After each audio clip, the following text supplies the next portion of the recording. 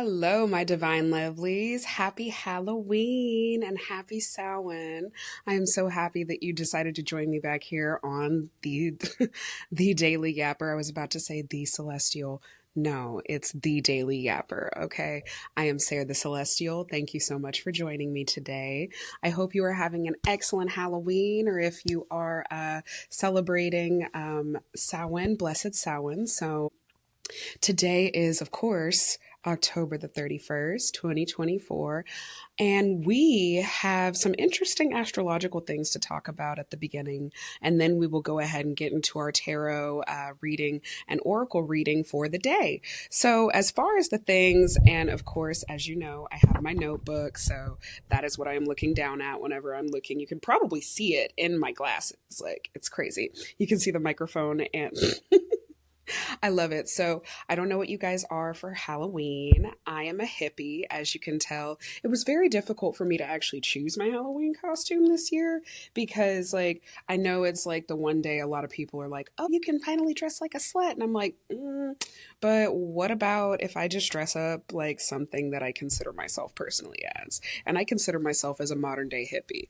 I honestly, I'm a bohemian sister. I love actually not using much at all. That's the whole reason why I do what I do and why I consider myself a shaman, is because I make do with so little. I can make such a little bit of healing medicine or medicinal herbs and remedies go so far. And I absolutely love that. I love that aspect about myself. What's an aspect that you like about yourself? Something that maybe I want to say I used to not really appreciate this aspect of myself as much, but over the time and over the years as I've grown older, it's definitely something that I love about myself and that I'm able to use into a superpower. The reason why I ask is because this Scorpio season, we are being called upon to look at our shadow sides, look at our shadow selves, and try and figure out where exactly we can use the bare, stripped down parts of ourselves as a superpower. Something maybe even that's negative, or something that you used to do in the past or your former self did that you don't quite resonate with now, but it's just a part of you. What parts of yourself have been in the shadows, and how can you bring them to the light every now and then so that you can appreciate the whole box and picture that is you? Of course, you don't fit into a box, but you are a pretty little present boxed up for us, the world, to be able to enjoy. That's how I consider that. Now, for the astrological things, we currently have moon. So I'm recording this at 12. It's 12:22 at the moment, and I am in Central Standard Time, as you know. So the moon is currently void, of course, because it's moving in and transiting into Scorpio. It's at 29 degrees in Libra. And honestly, the whole square and opposition that's currently happening. So because the moon has been in Libra, we've been having a square to Mars in Cancer for the late degrees, since Cancer is currently at 28 degrees in Mars. So, or I'm sorry, Mars is currently at 28 degrees Cancer. Let me correct myself. I don't like doing that. And we have Pluto that's still at 29 degrees Capricorn, but it's going to be moving and transiting in November, specifically on the 19th, to Aquarius finally, and it's where it's going to stay for the remainder of the time until another 245, 49-year cycle whenever it returns back to Aquarius. So it's a very big time. This is why a lot of people have been talking about rebirth and transformation, because Pluto does that. It actually burns you, and then it has you put yourself back together. You have to heal yourself. You have to build yourself again from the ground up. However, it is bigger, better, and stronger. The resilience of Pluto and of Scorpio. Since Scorpio is ruled by Pluto, it's also historically ruled by Mars as well. So it's one of the signs that has two rulers whenever you think of the historical ruler and the now current traditional ruler. So there is a lot of action being taken, whether it be because Scorpio is ultimately, it's a fixed water sign. So it deals more with the sense of emotions and diving in deep to the dark depths. I'm going to have more of this in my podcast tomorrow regarding the new moon in Scorpio that we're going to be having. So I hope that you're there and you tune into that with me. But so sorry, my allergies are just messing with me. It could be you, since I'm coughing and since I'm having this blockage, it could be you needing to speak your truth a bit more. And it's possible that the type of business that you have to stand on by speaking your truth is going to be triggering some past versions of you where you have to get really real. And I was just telling my mother this morning, I talk very valley because I like speaking the way that I do, and I like having intelligent conversations with intelligent people of different backgrounds, creeds, and races. So I have to be able to adapt the way that I talk. However, I'm very gutta. Like it's ingrained in me. And again, looking at the shadow and dark aspects of ourself, I don't consider being gutta as a dark thing. However, the places where I was at when I had to be are dark. And that's more so what we're looking at. Where were you at whenever you became this part of yourself? Where were you at whenever you picked up this skill? Where were you at in your life whenever you picked up these ways of coping, these ways of processing, these ways of transmuting energy? Scorpio is big about transmuting negativity into power. You being able to use your obsessive negative thoughts in the back of your brain as a superpower, as something that you can use to drive you forward, because negativity can be so powerful. The only thing that's just as strong as love, and the frequency of that is hate and rage and that type of energy. If you can think about how many times, if you just would have allowed yourself to sit in that energy and bring it and make it into something beautiful, such as planting seeds in the soil, watering them and allowing them to grow. Sit on it. What can you make out of that? And I'm a Mars 12th houser natally, so I internalize a lot of my anger and it becomes very implosive. And that used to be one of the other things. We're just covering all the shadow sides. We're covering all the things that we don't really like about ourselves. That was actually something that I used to despise because it has a lot to do with my ADHD. It has a lot to do with the fact that my father wasn't in my life, or even that I didn't even meet him until I was 28. It has a lot to do with the fact that I am so tired all the time and my energy fluctuates, and it makes me mad because I want to go and do so much, but I have so little energy to do so. This a Mars 12th houser. Not to mention it's also retrograde, so don't even get me started. Whenever a planet moves retrograde, I'm sure you've heard Mercury retrogrades. It is whenever the planet is moving backwards so slow. Well, it's moving so slowly that it appears to be moving backwards. So it allows you to move backwards in your energy, your time, and revisit some things. I feel like I keep getting from topic to topic. I apologize.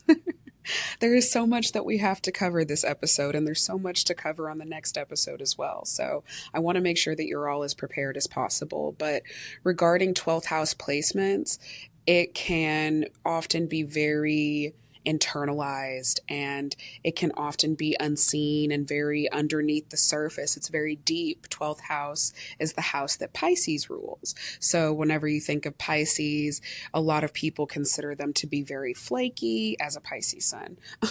Very flaky, very elusive, very swim away whenever there's danger. That's not necessarily the case. And even the history of the sign of Pisces and how it became two fish swimming against each other is very incredible. You should go and check it out and Google it and search it for yourself. I'm not going to give you that because that's not what I'm here to talk about. However, with Pisces ruling the 12th house, it can often be about diving into the depths of our subconscious mind. It can have a lot to do with the unseen and the spiritual world and the astral plane. It can also have a lot to do with past life regression type of things. So if you've ever been able to do a past life regression session, or you've had some dreams, because Pisces rules the dream world, the astral. If you've ever had dreams about something that you felt was your past life, it more than likely was. And you should probably try and get that honestly, you should probably consult with someone about it. I think it would be very beneficial, especially for somebody who has a lot of 12th house placements, to do those things, because they need a lot of solitude and isolation, and it can get very lonely. But it's not necessarily something that they're uncomfortable with, which is great. But at the same time, it can cause 12th housers to go into a hermit mode, and that's not what we want. You at least need 1 to 2 people, okay, baby? 1 to 2. Now, getting back on topic of the astrology for the day, I apologize. It just transformed and rolled. So thanks for sticking in there with me. But, it's just dark, deep parts, dark, deep bits is what I was going to say. Dark, deep parts of ourselves that maybe even the world is not comfortable with, or that are ostracized. You have to bring it to the light. You have to be able to validate and acknowledge that part of yourself. Otherwise, you're truly not practicing self-love. You're not practicing the appreciation of who you are, and you're not honoring all parts of yourself. That's whenever you have to set your boundaries and you have to stand 10 toes down for you. And oftentimes it's the hardest thing to do for ourselves. It's a lot easier to advocate and be that person and strength and pillar and voice of reason for somebody else, but we need to offer that to ourselves too. Now, for the next thing, we have a trine forming between Mercury in Scorpio and Neptune in Pisces, which honestly I love because it gives us a little bit of hope and knowledge regarding some of the things that have been plaguing our mind. It could allow us to go deep into the dark subconscious and try and fish out a jewel. Oftentimes, Neptune is about illusion and more so faith over what you are seeing. I feel like Neptune is whenever it comes to tarot, is associated with the 7 of Cups, because not everything is as it seems. You have to sit on it. You have to really evaluate and look, because Neptune will create a haze. It will create a fog. Another planet that is ruled by that rules over Pisces. It's all a part of the themes. We're just all there. So right now Neptune is actually very comfortable where it's at because it's in Pisces. However, it's going to be leaving Pisces I want to say middle of 2025, but I can correct my dates on that later. It's at 27 degrees in Neptune, and Neptune is another slow moving planet of ours, along with Uranus, and I'm not even going to include Jupiter because it's not that slow moving. However, from Uranus, Neptune to Pluto, those are all very slow moving planets. It takes Neptune, I want to say either 15? I think it takes it about 12 to 15 years to move, to transit all the way back around, because it's a generational planet. So again, if I'm not right, please fact check me. Let me know in the comments, okay? But the Mercury trine between Neptune is going to help us dive into our subconscious mind and be able to unearth some parts of ourselves, also process it a lot easier. But we only have this trine until, I want to say, about the 1st. Yeah, we only have it until about the 1st, because because Mercury is currently at 26 degrees Scorpio. Mercury is stationed in Scorpio at 26 degrees. Dear Lord. It's the way I write my notes. I apologize. My brain just goes. Now, we also have what's coming in hot is the Venus-Jupiter opposition. So Venus is currently in Sagittarius, and it is opposing the Gemini and Jupiter that we have going on right now. I will get more into depth whenever that station's direct on the 3rd of November.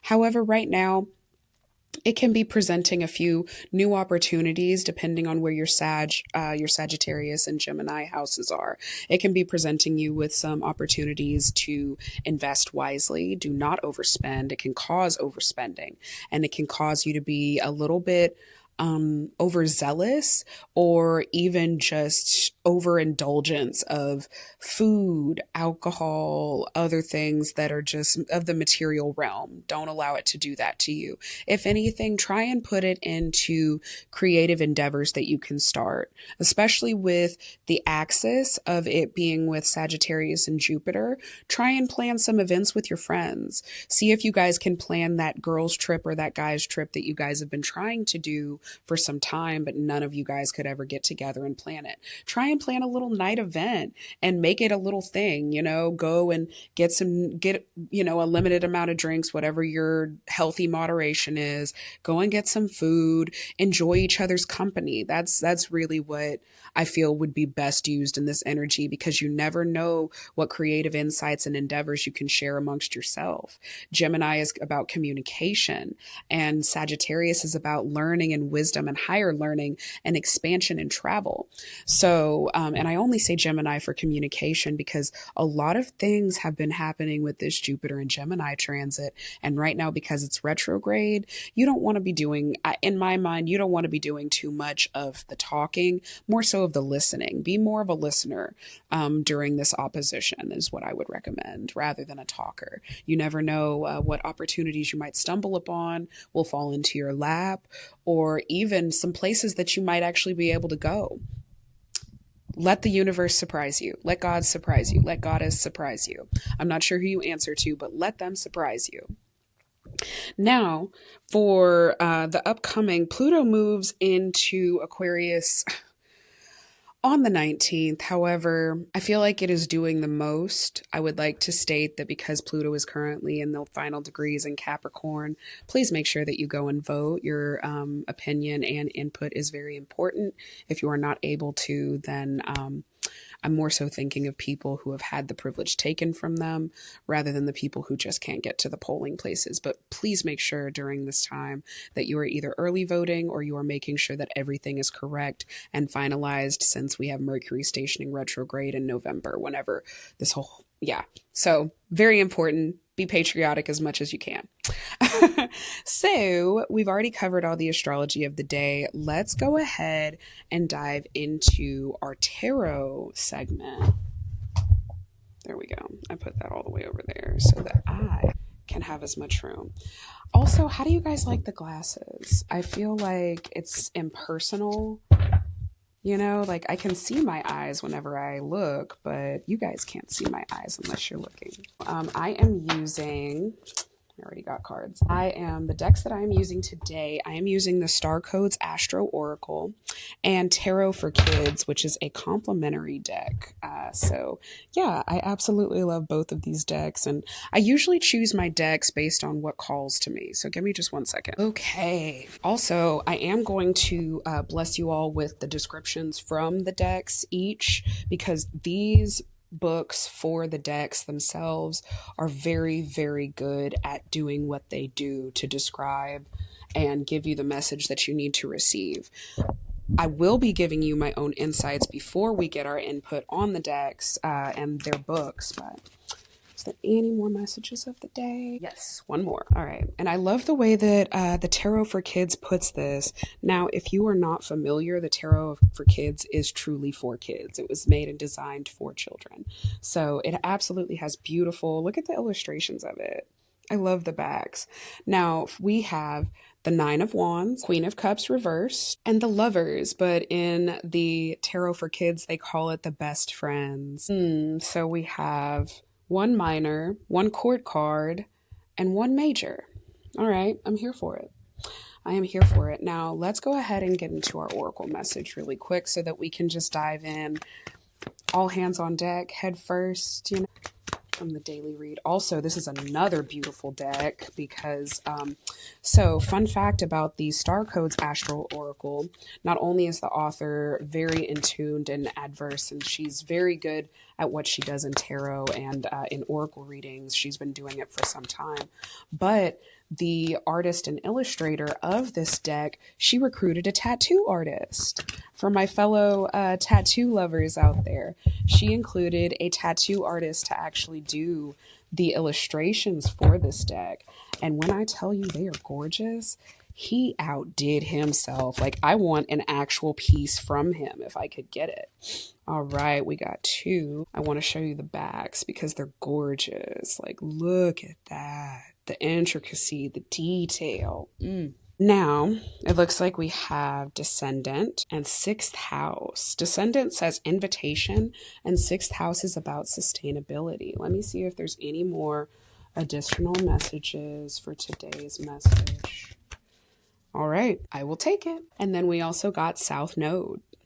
for past. I absolutely love it. Now, if you are not very, I guess, well versed with astrology, this is an excellent oracle deck to get because she goes into very detailed descriptions in her guidebook, and she also makes sure that she includes an action, a challenge, and a gift. And I love that. I love both of these decks equally, and they're absolutely wonderful. So let's go ahead. So my first impressions immediately from this read, the Nine of Wands, the Nine of Wands, the Queen of Cups reversed, and the Lovers. There's a last stand and a last resolve that's happening. And with the Queen of Cups being reversed, I feel like this is definitely talking about the dark emotions that could be surfacing at this time. Now, you know what? I'm actually going to take off the glasses so that I can deliver the message effectively and efficiently. So I hope that's okay. But this Nine of Wands is really speaking to me with the Queen of Cups together, because it feels like you've had enough. It feels like you are very much at your wit's end whenever it comes to feeling these negative emotions, and they're making you into a person that you don't like. And I feel like the reason that that's happening is because you are not allowing the shadow parts of yourself to come out of you. If you continue to hold something down, eventually it's going to burst. It's just going to come out. You don't have a choice. You cannot avoid it. This is not something that you can just, I'm going to ignore it and it's just going to move on. No, you cannot. You cannot do that to yourself. It is not healthy. It's not good for you. Whenever you keep toxic things inside of you, or even just things that have been there so long, they start to fester. It's like still water breeding bacteria. You don't want that in you. You don't want that in your spirit. You don't want that vexing your mind. You don't want any of that. So what you need to do, you need to give yourself enough room. You need to allow yourself enough room to be able to purge whatever it is. And you really are. You're right there. The Nine of Wands is right before the Ten of Wands. So this is your last stand. This is the final test. This is the final bout. Now, with the Nine of Wands, the Ten of Wands talks about more responsibility.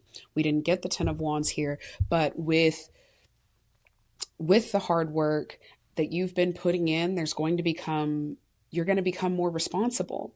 Now, whenever you finally accept this part of yourself and you reintegrate it as part of your daily routine and part of yourself. And I keep hearing like, that was the old me and this is the me now. Renewed, revitalized. You need to go shine her up. She has been in the dark for so long. And honestly, with the Lovers here, I feel like that even initiates and honestly tells us even more so along the lines of that, because the Lovers is not just only about divine partnerships and connections with other people. It's about divine partnerships and connections with yourself as well. So in this, like, this whole thing is telling me that you definitely need to be letting whatever it is that has been clouding your mind, been making you feel like you can't take anymore. It could be because the Queen of Cups as a person she's manipulative with her emotions. She can get very upset quickly or easily. And she doesn't allow people to feel what they need to feel. She doesn't even allow herself to do that. So how is she going to let other people do that? That's the energy that the Queen of Cups gives as a person. With the Lovers, this is something that is going to be a major turning point, a major event, or something that is permanent a part of you. Please make sure that you are taking the time necessary to be able to allow yourself to get all of these negative emotions out. I feel like there's something that you've been working really hard at, or there's been a challenge that you've been trying to overcome, and you're right there. You're right there at that doorway. You just need to finally knock. You have been through all of the darkness. You've had to find flashlights and batteries for the flashlight to recharge it and recharge yourself. Now you're right there and you just need to knock. And knocking, I feel like, is the hardest part, because you had to walk. You had to make the journey. But now you're there in front of the door. You don't know what's behind that door. What is it? I guess that's what we're doing. But what's behind the door? Is it a better version of you, or are you scared that it's a worse A lot of us oftentimes are scared of success and scared of it actually being better than what we think it is. I want you to continue to remain optimistic in this growth journey or whatever it is that you are doing, because you are on the right path. The fact that now with the oracle message, it says descendant, which is invitation, sixth house, which is sustainability, which is the house of Virgo. Also descendant, I would like to say, is right before your sixth house. Well, actually, it's right after your sixth house, because your descendant is the seventh house. It's your partnerships. LOL. It's your partnerships with others. It's business relationships. It can be, that's so interesting. Yeah, it's the seventh house. Your descendant is it technically, whatever your rising sign is, the sign opposite of that is going to be your descendant. Depending upon your chart, you might actually have a chart repeating, but anyway. And then south node of past. This is integration of the past self so that you can create sustainability of it in your life. It's no longer coming out at an outburst. It's no longer coming out on a hard day. It's no longer coming out whenever you're feeling stressed, overwhelmed, or even overstimulated. It's something that you are now able to take the invitation, integrate it within yourself, and you're able to move past all of the challenges that could possibly fall before you that might re-invite that feeling that you have been feeling, that feeling of, that's the past me. I don't want to let her out. She needs to stay there. He needs to stay there. The past me was very bad. Like, I don't like who he is. He is you, and he got you here. So you need to honor all of the effort that they did to get you here. You need to respect it, and you need to use it, because that part never really goes away. If you've been feeling blockages about something, maybe it's because you're shying away from some of the skills your past self used to do, and you're not even willing to think the way your past self would whenever they actually would have a viable solution. But now the new you is able to tweak it and make it into something even more sustainable, where it doesn't have to cause you distress, where it doesn't have to be out of a place of survival, where it doesn't have to be in this energy of this or nothing, the all or nothing mentality. It's no longer there. Now we're going to go ahead and get into the guidebooks. So that we can be blessed with this amazing thing. I only want to do this because the kids' tarot is so sweet. It's so freaking sweet. Now, the Knight of Wands, it says, don't give up. And the question, what are some ways you can deal with your frustrations? The Knight of Wands indicates a setback. Something you're working on has come to a stop. A problem may need your attention before you can move ahead. Don't give up. Take care of the issue and keep going. Sometimes this card might mean that you're feeling suspicious of someone or something. If it doesn't feel right, don't do it. Again, this is tailored for children. I think that the wisdom of a child is actually able to shed so much light in so many areas, honestly. And that's why I feel it's necessary to read these things to you guys. It says, for the Queen of Cups, your feelings are valid. The Queen of Cups can indicate a time when you're a bit emotional. Your sensitivity can be giving you clues about what is important to you, so trust it. This soft-hearted card might also mean that you're feeling empathy or compassion, which means you're able to understand how someone else feels. Sometimes this card can represent a loving, sensitive older person whom you can trust. Question: how do you express your feelings? Whenever it's in the reverse position, although it's good to be in touch with your emotions, you must watch that they do not get the best of you. If you're feeling moody, make sure you're putting self-care as a priority. Tend to your needs or ask someone for support. In some cases, this card may mean that you must be ready to listen to someone. I zoned out a little bit there.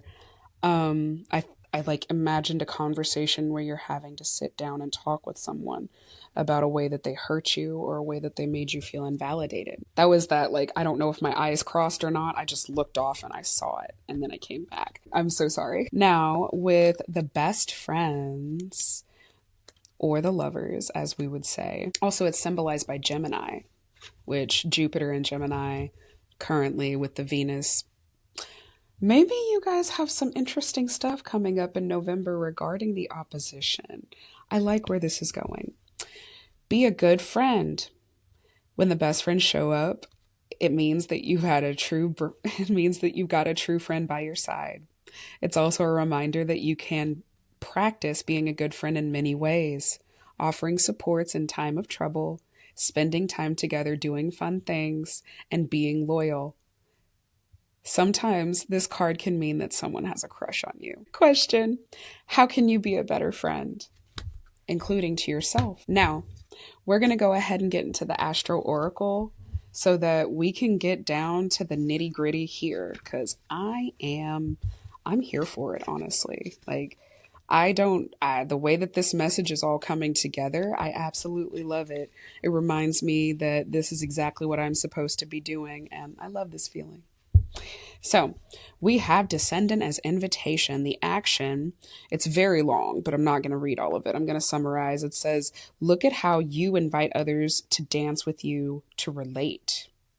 Welcoming while also keeping healthy boundaries in place. Once you feel comfortable about your ground rules for the people that you bring into your life, it's easier to open your heart. If you notice that you keep people at a distance or avoid meeting new people, investigate this habit. Now, the challenge: you give your power away when instead of working together, you ask others to be what is missing in yourself. I'm going to read that back one more time.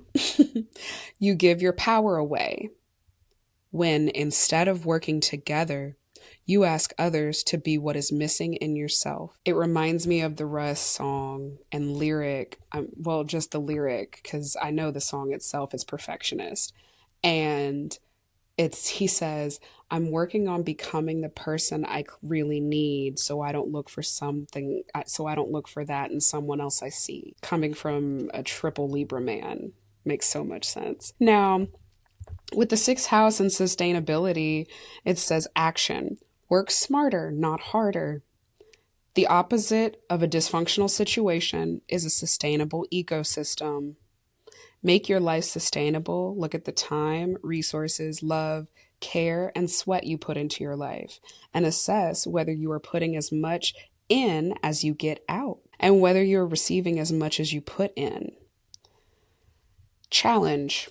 Worry can give you the illusion that you are taking care of business, but it does not further your goals. And the gift: you can create a beautiful and sustainable ecosystem out of your life as you pursue a delicious, healthy work-life balance. Man, y'all's message is coming in through clear and just like a bell. Now, South Node for past action. The situation has its roots in some past karmic pattern, the origins of which you are not clear. You either need to apply skills that you were born with or look again at old problems and work to heal them. The situation feels hauntingly familiar, but without a story to go with it. Echoing traces from another time or life. You know, whenever you're just tuned in, you just be tuned in. My goodness, it says learn new ways to respond, new skills that help when old trauma is triggered or cravings sing their siren song. Break that spell. Challenge. Under stress, you may fall back on familiar defenses and relive what you've always lived. PTSD, flashbacks, and addictive habits or relationships all operate around your South Node. Y'all, are you listening? Are you hearing me? Now, with gift, use this opportunity to heal triggers and patterns from the past. Take them as teaching moments and learn. Then your hard-earned skills and wisdom can help you build your future. Need I say any more? Say less. Say less. I love when the cards know exactly what to say. They know the message. They know what you need to hear. I absolutely love that. I'm very close and intimate with my decks. I love to talk to them, and I like to just name them and have conversations so that I can get the right answers. They can know who I am. They can know how I like to read tarot. And they do. They spit out one card at a time, like I always ask them to. And if they don't, then I know it's a message because it does exactly what I've asked it to. If you're also a practitioner of tarot, I hope that you are taking the time to be that personal with your decks. And if you aren't, try and integrate it and see how interesting your reads become. I feel like everybody would be very shocked if they started to be that intimate with their decks in that way. But that is the message of the day. I hope you enjoyed talking with me here on the Daily Yapper. I'm going to go ahead and get off here so that I can get you guys all ready and set up for tomorrow's new moon and Scorpio message, okay? Please make sure that you are staying divinely blessed, protected, loved, supported, and guided in all things that you do. Love you.